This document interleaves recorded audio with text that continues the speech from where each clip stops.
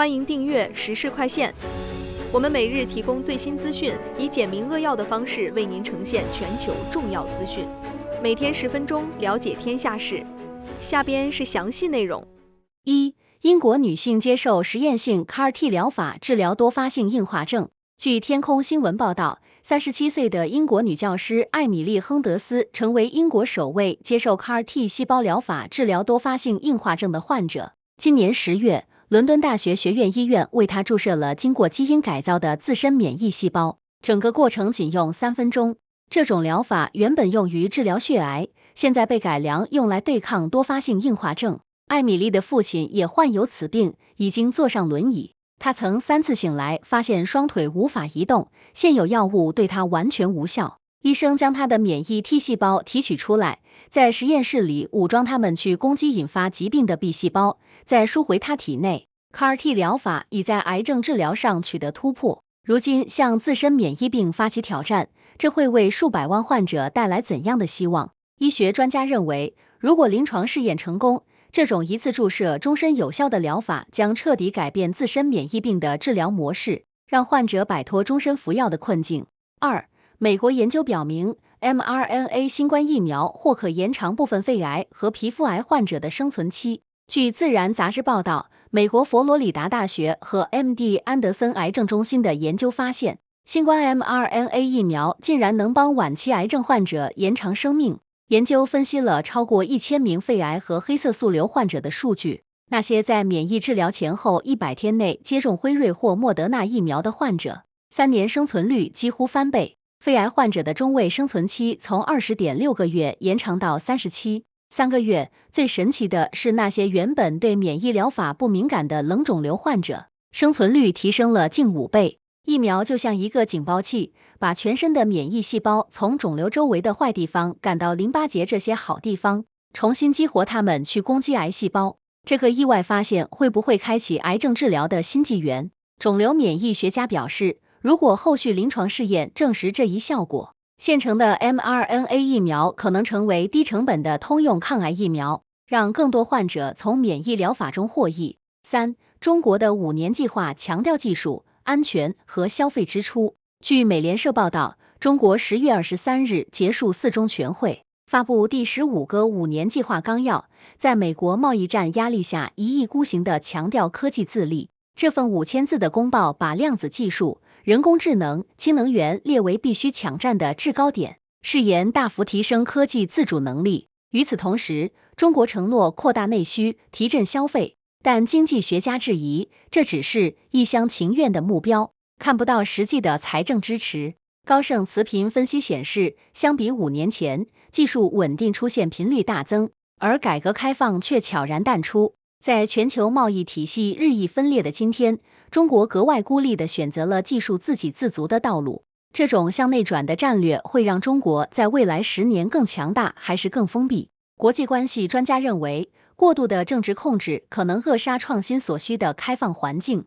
技术突破需要思想自由交流，而非意识形态管控。泽连斯基告诉欧盟，乌克兰不会向俄罗斯割让领土。据欧洲新闻网报道，乌克兰总统泽连斯基10月23日在布鲁塞尔向欧盟领导人明确表示，乌克兰绝不会向俄罗斯割让任何领土。这番表态发生在特朗普政府频繁施压乌克兰做出领土让步的背景下。就在几天前，特朗普在白宫的紧张会面中要求泽连斯基接受普京的领土要求，甚至建议双方交换领土以结束战争。但泽连斯基毫不妥协地回应，乌克兰人民不会把土地送给占领者，任何没有乌克兰参与的决定都是反和平的决定。俄罗斯目前占领着乌克兰近20%的领土，3年来前线几乎没有变化。欧洲盟友纷纷表态支持乌克兰，而特朗普却一再暗示应该现实点。在美国盟友和俄罗斯压力的夹缝中，泽连斯基的坚定立场能撑多久？国际关系学者认为，泽连斯基面临着极其艰难的抉择，如果拒绝妥协，可能失去美国支持，但如果割让领土，将失去国内民意基础和国家主权。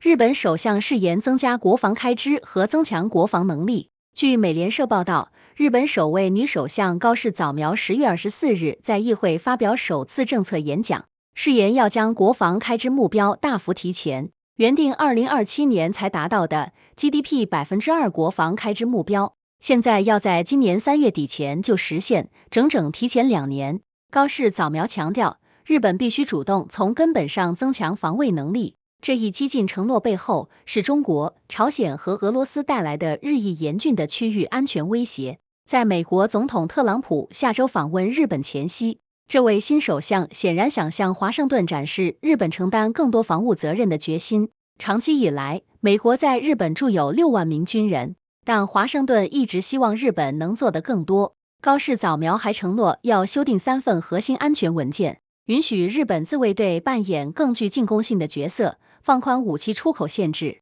从二战后的和平主义到如今的军事扩张，日本这种180度大转弯会引发怎样的地缘政治连锁反应？军事分析家指出，日本的军事化转型可能进一步加剧东亚军备竞赛，同时也反映出美国正在将更多防务责任转移给盟友的战略调整。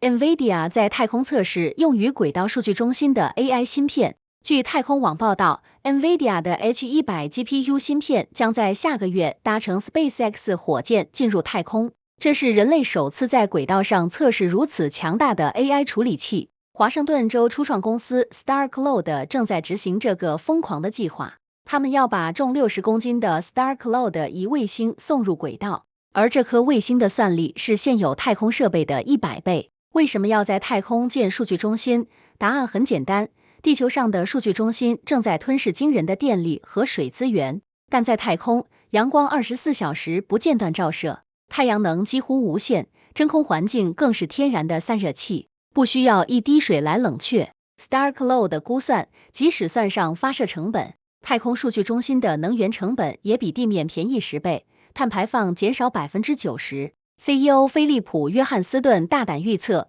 ，10年内，几乎所有新数据中心都会建在外太空。从地球到轨道， AI 革命正在把数据中心搬到我们头顶400公里外，这会彻底改变人类的计算基础设施吗？航天技术专家认为，虽然太空数据中心概念极具吸引力，但辐射防护、散热系统和成本控制仍是需要克服的重大技术挑战，短期内难以大规模商业化。7. 乌克兰海宝宝无人机增强黑海行动。据欧洲新闻网报道，乌克兰安全局10月17日首次公开展示了升级版海宝宝无人机。这款黑海上的幽灵杀手已经脱胎换骨，新版本的作战半径从1000公里暴增到1500公里，能携带2吨重的武器载荷，覆盖整个黑海任何角落。最厉害的是装备了人工智能识别系统，能自动区分敌我，还能搭载多管火箭炮和稳定机枪炮塔。安全局准将卢卡舍维奇自豪地宣布，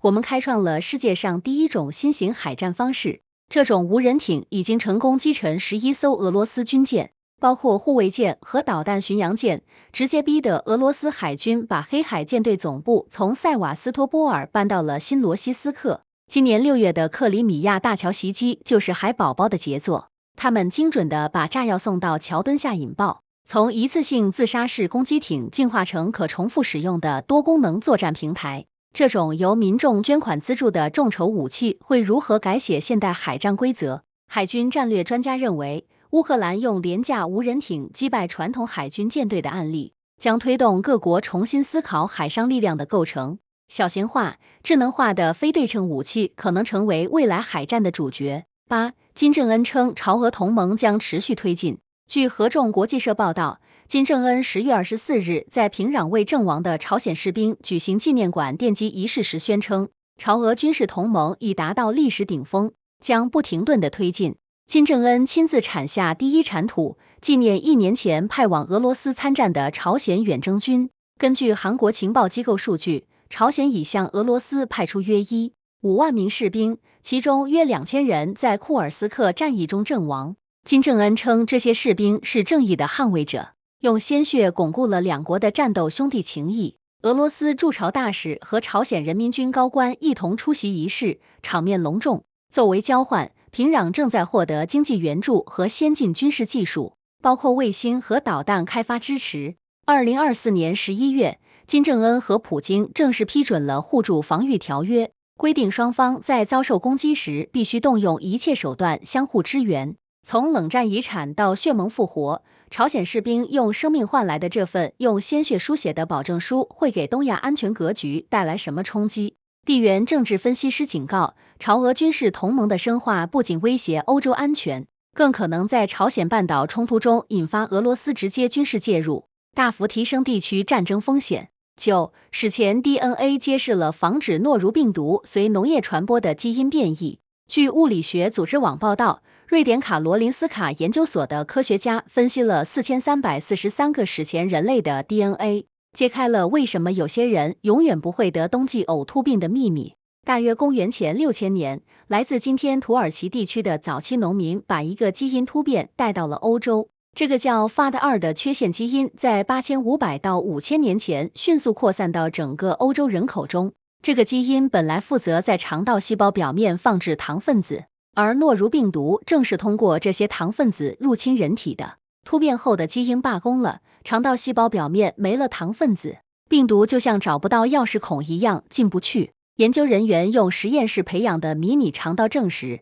携带双份突变基因的人完全免疫诺如病毒。为什么这个基因突变偏偏在农业时代爆发式传播？因为早期农业社会人口密集，诺如病毒传播速度远超狩猎采集时代。拥有这个突变的人不会反复呕吐腹泻，生存优势巨大。今天每5个瑞典人中就有一个携带这个免疫金牌。从狩猎到种田，人类生活方式的改变如何悄悄重塑了我们的基因密码？进化生物学家指出，这一发现证明人类基因组就像一部环境变化记录仪。农业革命带来的疾病压力在短短几千年内就筛选出了抗病基因，展现了自然选择的惊人速度。10. Gemini AI 通过地理空间推理增强 Google Earth。 据印度分析杂志报道，谷歌10月23日推出了重磅更新，把 Gemini AI 接入 Google Earth， 打造出一个叫地理空间推理的革命性系统。这套系统能同时分析卫星图像、人口地图和天气预报，自动连接不同的 AI 模型来回答复杂问题。比如飓风来临前，它不仅能预测风暴路径，还能立即识别出哪些社区最脆弱，哪些基础设施会受影响，甚至能估算财产损失金额。以前这种分析需要整个研究团队花几周时间，现在几分钟就能完成。更厉害的是，用户只需要用自然语言提问，比如找出河流干涸的地方， AI 就能在海量卫星图像中瞬间识别出来，帮助预测干旱期间的沙尘暴风险。谷歌的洪水预报系统已经为20亿人提供服务，在2025年加州大火期间向1500万人发送了紧急避难信息。这次升级标志着谷歌从数据可视化工具进化成了行动情报平台，预测灾难而非被动应对。当 AI 学会像人类理解数字信息那样理解物理世界，这会如何改变我们应对全球危机的方式？地理空间专家认为，这项技术将使灾难响应速度提高 25%， 但也引发了数据隐私担忧，特别是人口地图的使用需要严格遵守 GDPR 等法规。11. 发现围绕红矮星格利泽251运行的类地行星。据每日镜报报道，天文学家在距地球仅18光年的地方发现了一颗可能适合生命存在的超级地球。这颗名为格利泽 251c 的行星环绕红矮星运行，质量是地球的4倍，轨道周期54天。最关键的是，它正好位于金发姑娘区，恒星周围那个不冷不热、液态水能存在的完美距离。加州大学尔湾分校的科学家用德克萨斯麦克唐纳天文台的宜居带行星搜寻仪分析了20多年的数据，才锁定了它。红矮星是宇宙中最常见的恒星类型，占 75%。虽然体积小，但寿命超长，能存在数千亿年，给生命演化提供了充足时间。格利泽 251c 还有个兄弟行星格利泽 251b， 但它离恒星太近，已经被烤焦了。宾夕法尼亚州立大学教授马哈德万说，这是我们寻找外星生命的最佳机会之一。由于距离很近，未来的30米望远镜将能直接拍摄这颗行星，分析它的大气成分，寻找氧气、水蒸气等生命迹象，从6000多颗系外行星中脱颖而出。这颗宇宙邻居会成为人类发现外星生命的第一站吗？天体生物学家提醒，红矮星的强烈药发和潮汐锁定问题可能让行星表面环境非常恶劣，需要进一步观测才能确定其真正的宜居性。12、IBM 在 AMD 芯片上运行量子算法，推进商业化。据马来西亚新报报道 ，IBM 10月24日宣布重大突破，成功在 AMD 的普通芯片上运行关键的量子纠错算法，这标志着量子计算商业化迈出决定性一步。量子计算机用量子比特处理传统计算机需要几千年才能解决的问题，但量子比特极其脆弱，环境的任何干扰都会导致计算错误。IBM 今年6月开发出一种算法，能实时检测并纠正这些错误，现在成功把它跑在了 AMD 的现场可编程门阵列芯片上。这种芯片在数据中心随处可见，而且不会贵得离谱。IBM 量子副总裁甘贝塔说，实现它并证明速度比需要的快10倍，这是个大突破。受此消息影响， IBM 股价暴涨近 8%，AMD 股价飙升 7%。IBM 计划在2029年建成名为两鸟的大型量子计算机，而这项工作比计划提前1年完成。就在几天前，谷歌刚发布了比超级计算机快1.3万倍的量子算法。从定制昂贵硬件到现成廉价芯片，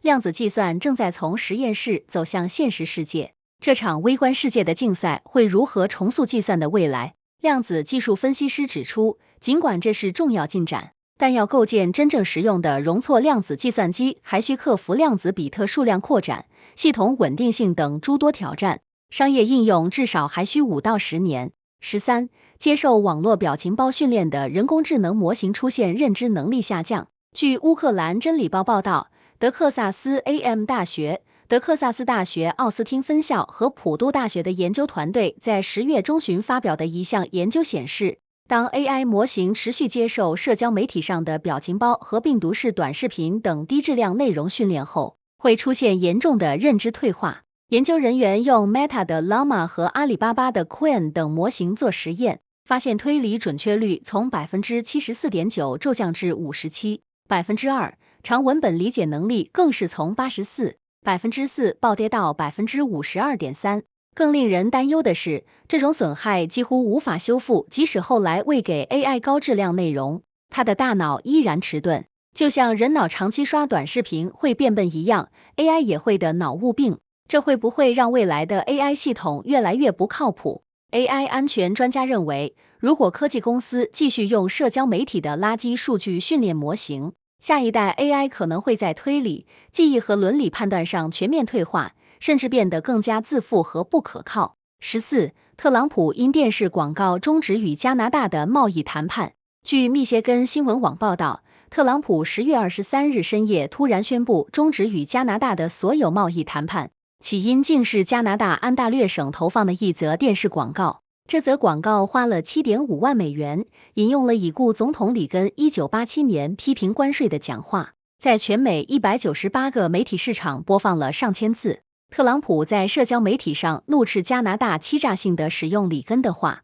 声称里根实际上热爱关税。里根基金会随即表态称广告断章取义。第二天，安大略省长福特虽嘴硬说我们做得对，但还是宣布周一撤下广告以恢复谈判。这已经是特朗普第2次因不爽而叫停美加贸易谈判，上次是6月因为数字税。加拿大对美出口占总出口的3/4，每天跨境贸易额高达27亿美元，一则电视广告就能搅黄两国贸易谈判，这对美加经济关系会造成多大裂痕？国际贸易专家指出，特朗普反复无常的谈判风格正在摧毁盟友间的信任基础，让全球贸易陷入永久性的不确定状态，最终受损的是两国工人和企业的利益。15. 意大利在将肥胖视为慢性疾病方面走在世界前列。据意大利国际邮报报道，意大利参议院10月初通过了一项开创性法律，成为全球首个在法律层面正式承认肥胖为慢性病的国家。这部被称为佩拉法的法律将肥胖纳入国家医疗服务体系的基本保障范围，从2025年起逐年增加专项资金，首年70万欧元，到2027年后每年120万欧元。法律不仅保障肥胖患者获得诊断和治疗的权利，还要求学校开展营养教育，培训医护人员，消除社会歧视。意大利目前肥胖率为 11.4%， 虽低于欧盟 16% 的平均水平，但儿童肥胖率和青少年缺乏运动的情况正在恶化。世卫组织预测，到2030年，全球肥胖人数将比2010年增长 115% 以上。这项法律会不会引发其他国家效仿，改变全球对肥胖的认知？公共卫生专家认为，意大利的做法打破了肥胖是个人选择的偏见，为其他国家树立了榜样，未来可能推动全球范围内将肥胖作为系统性健康问题来应对，而非简单归咎于个人意志力。16. 欧盟委员会发现 TikTok 和 Meta 阻止研究人员访问公共数据。据荷兰国家电视台报道，欧盟委员会10月24日初步认定 TikTok 和 Meta 违反了数字服务法案的透明度义务，故意设置繁琐程序，阻止研究人员获取公共数据。调查显示 ，Facebook、Instagram 和 TikTok 要求研究人员跳过多道不必要的关卡才能申请数据访问，最终拿到的却是残缺或不可靠的数据，严重影响了对未成年人接触非法有害内容的研究。欧盟执行副主席维尔库宁直言，我们的民主依赖信任，平台必须开放系统接受审查，这是法律义务而非选择。如果最终认定违法，两家公司将面临高达全球年营收 6% 的罚款。Meta 和 TikTok 都否认违规，但欧盟已对4家平台发出类似警告，显示监管态度格外强硬。科技巨头们这种关门搞研究的做法会对公众知情权造成多大伤害？数字权利专家指出，当平台拒绝开放数据时，公众就无法了解算法如何影响心理健康、政治观点和社会舆论，这等于让科技巨头掌握了解释权，民主监督形同虚设。17. 克罗地亚恢复义务兵役制。据比利时新闻报报道，克罗地亚议会10月24日以84票赞成、11票反对、30票弃权通过法案，宣布恢复义务兵役制。这个北约成员国在2008年为了军队职业化曾废除征兵制，但17年后因俄乌战争和巴尔干地区军备竞赛升温而恢复。国防部长阿努西奇说，我们正面临各种威胁的上升，保卫国家至关重要。新兵将接受为期2个月的基本军事训练，月薪1100欧元，学习武器使用、战术、急救等生存技能。当局将在年底前召集2007年出生的年轻人体检，首批征召预计2026年1月开始。克罗地亚近年国防预算猛增，2025年达到 GDP 的 2%， 购买了12架法国阵风战机和50辆德国豹式坦克。这会不会引发欧洲其他国家纷纷效仿恢复征兵制？军事分析师认为，随着欧洲安全形势恶化，更多国家可能重启义务兵役，以快速扩充兵力。塞尔维亚等巴尔干国家已在跟进，欧洲或将重回冷战时期的全民备战状态。18. 拿破仑士兵牙齿中发现的细菌可能加剧了军队从俄罗斯的撤退。据科学新闻报道，巴黎巴斯德研究所的科学家从拿破仑士兵的牙齿中提取 DNA， 在10月24日发表的研究中揭开了一个213年前的谜团。1812年，拿破仑率60万大军入侵俄罗斯，却在莫斯科遭遇空城和焦土，被迫在严冬中撤退。研究团队分析了在立陶宛维尔纽斯万人坑中发掘的13颗牙齿，发现了2种致命细菌，引起腹伤寒的沙门氏菌和有体式传播的回归热病菌。历史上一直认为斑疹伤寒是主因，但新技术竟未检测到该病菌。法军军医当年记录的发烧、腹泻、肺炎症状，正好与这2种病吻合。士兵们在冰天雪地里穿着破烂军服，啃食腌甜菜根充饥，结果反复发烧、腹痛虚脱，最终只有不到3万人活着回到法国。这些古老病菌的基因会给现代疫情防控带来什么启示？古病原学专家表示，通过研究历史病原体的演化轨迹，能够预测未来传染病的突变方向，帮助人类提前应对可能卷土重来的致命微生物。19. 瑞典援助资金涉嫌流入与哈马斯有关的组织。据晚报报道，瑞典政府对巴勒斯坦的援助资金管理引发持续争议。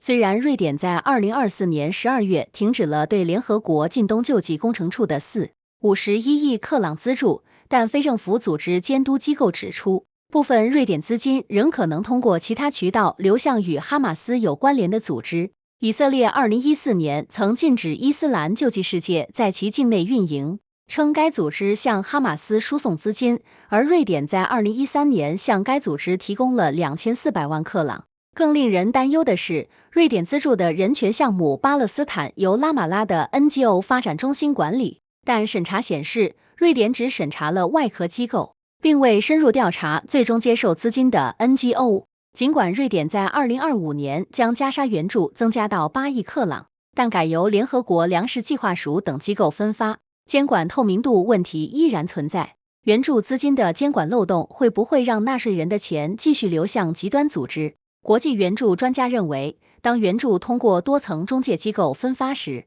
追踪资金最终去向极为困难，除非建立严格的端到端审计机制，否则无法完全排除资金被挪用于非人道主义目的的风险。20，史蒂夫·班农为唐纳德·特朗普的第3届总统任期提出计划，无视宪法限制。据雅虎新闻加拿大版报道，特朗普前首席策略师史蒂夫·班农10月23日在接受《经济学人》采访时公然宣称，特朗普将在2028年获得第3个任期。人们最好接受这个现实。当被问及美国宪法第22修正案明确规定总统最多只能连任2届时，班农神秘地说，有很多不同的替代方案，到适当时候我们会公布计划。特朗普本人也多次暗示这种可能性。今年3月，他对 NBC 表示确实有办法做到，还在白宫礼品店出售特朗普2028秒帽子和 T 恤。有人建议让副总统万斯竞选总统后辞职让位给特朗普，但宪法第12修正案禁止不符合总统资格的人担任副总统。废除第22修正案需要参众两院2/3多数和3/4州批准，几乎不可能实现。这种公开挑战宪法的言论会不会为美国民主敲响警钟？宪法学者警告，当政治领袖反复将违宪行为常态化并称之为玩笑时，社会对民主规范的敏感度会逐渐钝化，最终可能导致威权主义在不知不觉中站稳脚跟。21 OpenAI 推出 Atlas， 一款由人工智能驱动的网络浏览器。据 BBC 报道， OpenAI 于10月21日推出了名为 ChatGPT Atlas 的 AI 驱动浏览器，向谷歌长达20年的互联网入口霸权发起正面挑战。这款基于 Chromium 引擎的浏览器将 ChatGPT 置于核心位置，用户在地址栏输入自然语言问题就能得到对话式答案，而非传统的蓝色链接列表。Atlas 拥有记忆功能，可以追踪并记住用户的浏览历史，提供个性化回答。付费用户还能启用代理模式，让 AI 自动完成订机票、编辑文档、购买杂货等任务。目前仅在 Mac 系统上线， Windows、iOS 和 Android 版本即将推出。Atlas 对所有 ChatGPT 用户免费开放，而 ChatGPT 已有8亿周活跃用户。谷歌股价当天应声下跌 2.2%。不过隐私专家警告，让 AI 监视你的所有在线行为存在巨大安全风险。AI 浏览器会不会彻底改变人类使用互联网的方式？互联网分析师认为，如果 AI 浏览器成功取代传统搜索引擎，将重塑整个互联网生态。网站不再需要 SEO 优化，而是要让 AI 能准确理解内容，这可能让小型网站更难获得流量。22前中情局官员揭露美国控制巴基斯坦核武器。据马特鲁布米报报道，前 CIA 反恐官员约翰基里亚库10月24日接受采访时爆料，巴基斯坦前总统穆沙拉夫在2002年将核武器控制权交给了美国。基里亚库曾在巴基斯坦工作，他说当时一名巴基斯坦高级将领亲口告诉他，巴基斯坦核武库的指挥控制权已交由一名美国将军负责。他还直言不讳地说，美国喜欢跟独裁者打交道，因为不用担心民意和媒体，所以我们基本上就是用几百万美元买下了穆沙拉夫。巴基斯坦拥有超过170枚核弹头，理论上由总理主持的国家指挥局和战略计划司管理，但基里亚库的说法暗示，印度近年来在边境冲突中退让，可能正是因为得到了美国控制巴核武的保证。巴基斯坦官方一直否认此事，但基里亚库曾因揭露 CIA 水刑而入狱。他的爆料让这个敏感话题重回舆论焦点。